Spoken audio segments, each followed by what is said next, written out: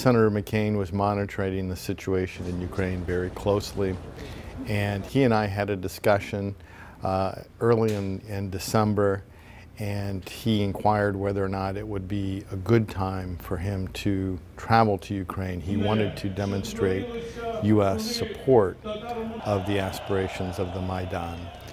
And at the time, there was concern from the State Department and other agencies within the U.S. government about security on the Maidan.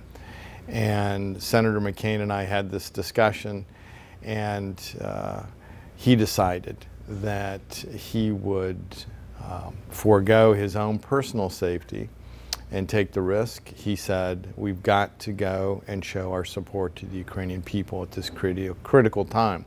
We cannot be persuaded by concerns over our own personal safety. So set it up, Steve. He used to call me Stevie Boy. Set it up, Stevie Boy, and let's go. And a few days later, we flew to Kiev for a very historic event. We were told both beforehand and afterward by the opposition leaders that his presence persuaded the authorities not to act on a threatened crackdown that was supposed to take place the very weekend that Senator McCain visited. We all know that people died on the Maidan, which is a terrible tragedy, but I personally believe that Senator McCain's presence there prevented additional loss of life. Senator McCain was a true believer in freedom and the right of nations to choose their own path. And he saw this region as very important because he saw very early on that Russia was attempting to dominate the region, was trying to dominate countries like Ukraine, like Georgia, like Moldova, who had aspirations to be part of the West. And he stood up for that right because he believed in that right. John McCain was a real fighter, a freedom fighter, because he believed in freedom. As you've probably seen in the past week as we commemorate this great patriot, that John McCain said that he fell in love with his country and democracy when he was captive, because he experienced firsthand what it was like to be without freedom.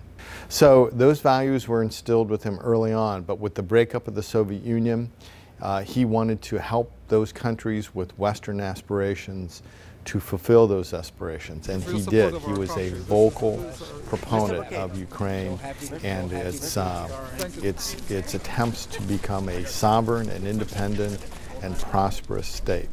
When we went to Ukraine, he wanted to see everything, and he saw a great bit of the country and his many visits there.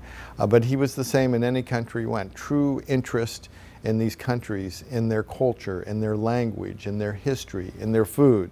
Very, very interested, and he loved Ukraine and loved the culture and the food, of course, as anyone would, and really enjoyed his time there.